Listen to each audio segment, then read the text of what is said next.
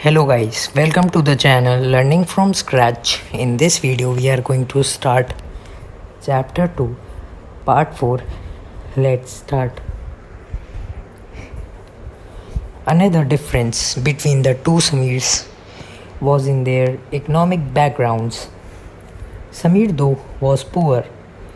This difference, as you have read in earlier, is not a form of diversity but of inequality. तो जैसा हमने पढ़ा है कि दो समीर होते हैं, समीर एक समीर दो, उन दोनों में एक ही डिफरेंस होता है कि समीर एक अमीर होता है और समीर दो गरीब होता है।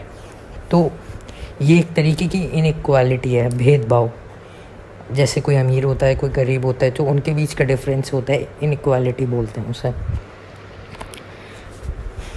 People who are poor do not have the resources और money to meet their basic needs of food, shelter, clothing. They experience differences, discrimination in offices, in hospitals, schools, etc., where they are treated badly because they are poor. तो जो economically weak होते हैं वो अपनी basic needs भी पूरी नहीं कर पाते हैं। बेसिक नीड्स होती है जैसे फूड, शेल्टर, हाउसिंग, क्लोथिंग, ये सब भी वो पूरा नहीं कर पाते हैं क्योंकि वो उनके पास इतना पैसा ही नहीं होता है ये सब पूरा करने के लिए। तो और इसके साथ साथ वो डिस्क्रिमिनेशन भी फेस करते हैं जहाँ वो काम करते हैं, या हॉस्पिटल, स्कूल्स या अदर जो वर्क प्लेसेस होती हैं वहाँ पे भी वो डिस्क्रिमिनेशन फेस करते हैं क्योंकि वो लोग गरीब होते हैं और इकोनॉमिकली काफ़ी वीक होते हैं। Some people may experience both kinds of discrimination. They are poor and they belong to groups whose culture is not valued.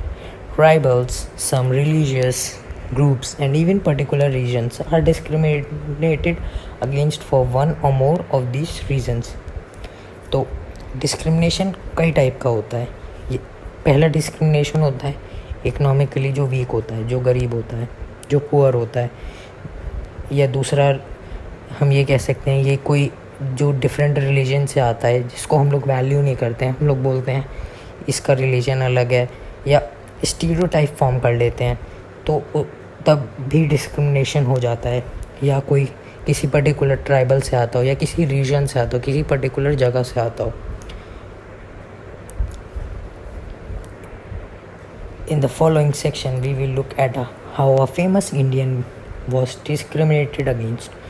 This will help us understand the ways in which caste was used to discriminate against large numbers of people.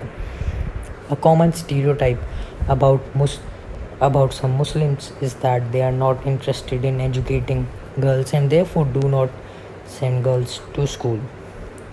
However, studies have now shown that poverty amongst Muslims is an important reason why Muslim girls do not attend school or drop out from school after a few years.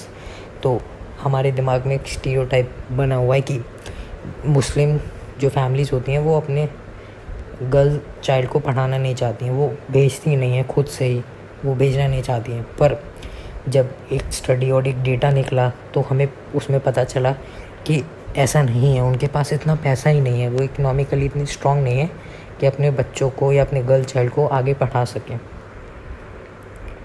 Wherever effort has been made to reach education to the poor, there the Muslim community has shown an interest in sending their girls to school. तो जैसा मैं बता रहा था कि जब एक data निकला, जब एक सर्वे हुआ तो उसमें हमें पता चला कि मुस्लिम कम्युनिटी इंटरेस्टेड है पढ़ाने में, पर वो इतने इकोनॉमिकली स्ट्रॉन्ग नहीं है कि पढ़ा सकें।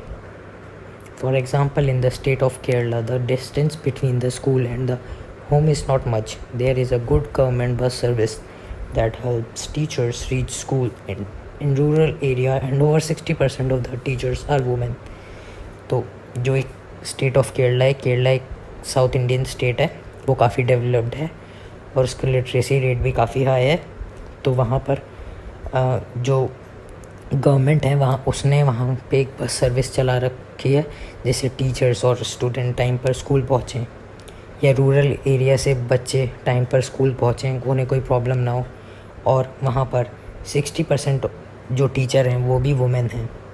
तो इससे हमें पता चलता है कि वुमेन वहाँ काफ़ी डेवलप करती हैं।